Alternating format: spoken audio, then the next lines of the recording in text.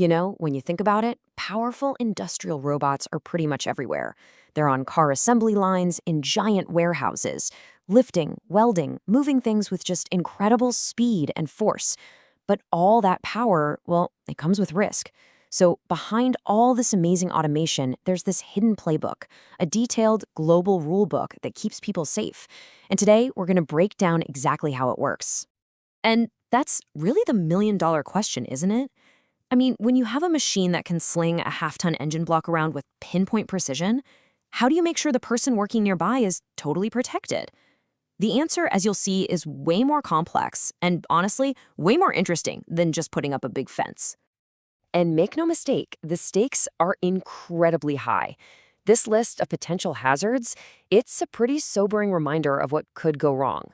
We're talking about crushing and impact injuries, sure, but also really specific dangers, like molten particles flying off during a welding job. So let's just start with this one core idea. The very thing that makes these robots so incredibly useful, their power, is also what makes them potentially dangerous. And just recognizing that right up front, that's step one. Think about it. You've got companies all over the world building and integrating these robots.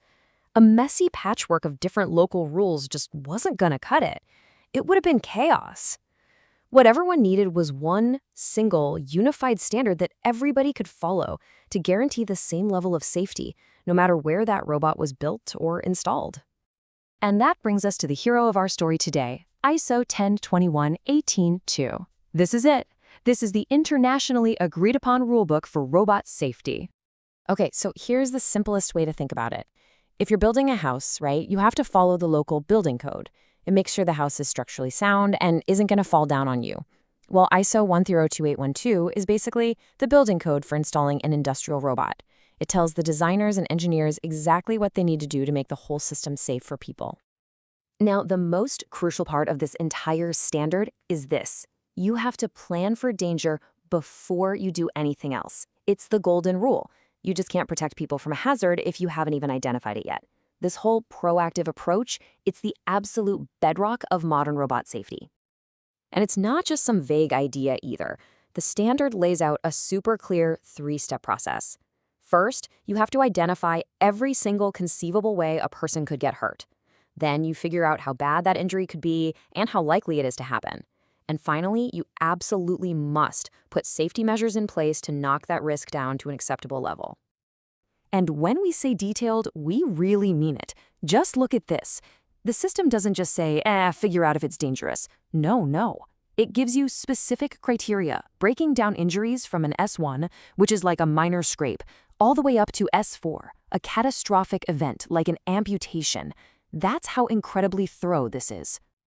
And that right there, that's the whole philosophy in a nutshell. This isn't about reacting to accidents after they happen. It's about meticulously engineering the entire system so those accidents just can't happen in the first place. Okay, so you've done your homework, you've assessed all the risks. Now what? How do you actually reduce them?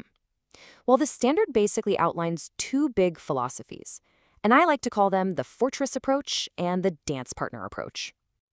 The traditional fortress approach is, well, exactly what it sounds like. You build a fortress around the robot, fences, gates, light curtains to keep people out. Simple. But modern manufacturing often needs people and robots to work together more closely, and that's where the dance partner approach comes in. Here, the goal is to let humans and robots share a space, and you rely on the robot's own smart technology to keep everyone safe. So the first dance partner method is called power and force limiting, or PFL. With this, the robot is literally built to be safe to touch. It's designed from the ground up so that even if it bumps into you, it physically cannot push hard enough or exert enough pressure to cause anything more than a minor ouch. The second method is speed and separation monitoring, or SSM. With this, you can imagine the robot is surrounded by these invisible safety zones created by sensors, like laser scanners. If you step into the outer zone, the robot might slow down to a crawl, but if you get even closer into that inner zone, boom, it comes to a complete safe stop. It's a really dynamic and responsive system. Now, to make these collaborative systems really work, the standard gets into some serious nitty-gritty. It even analyzes the type of contact that might happen. Is it a quasi-static contact, basically a clamping event where your arm gets trapped, or is it a transient contact, which is more like a quick bump? The safety limits are different for each, and getting that detail right is absolutely critical. But here's the thing. You can have the safest machine in the entire world, but what about the most important and, let's be honest, most unpredictable part of the whole system, the human? Right. A safe robot is only half the equation. You could have the most advanced, safest robot ever built, but if the people working with it aren't trained properly or don't have the right information, there are still major risks. The standard totally gets this, and it requires safety to be a complete system that includes people and processes, too. All right, I want you to just look at this number for a second. 29. What in the world could the number 29 have to do with robot safety? Get this, it's absolutely incredible. For those collaborative robots that use power and force limiting, the standard actually references a detailed body model that breaks the human body down into 29 specific zones.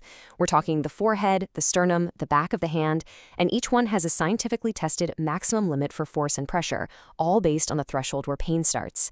I mean, that is human-centric design at its most extreme. And the focus on people doesn't stop there. The rules require everything from clear, durable warning signs and a super comprehensive instruction manual to detailed emergency procedures and even info on cybersecurity to prevent someone from maliciously hacking the system. The whole point is to make sure the human operator is informed, trained, and ready for anything. So if there's one thing you take away from all this, let it be this. Keeping people safe around these incredibly powerful robots is not just guesswork. It's a science. And it's all governed by a global playbook that is way more detailed, rigorous, and surprisingly focused on protecting the human body than you probably ever imagined. I mean, we've already gone from keeping robots in cages to having them as collaborative dance partners. So as artificial intelligence and mobility make robots even smarter, even more a part of our daily lives, it really makes you wonder, what will the safety standards of tomorrow even need to cover? What does that next chapter look like?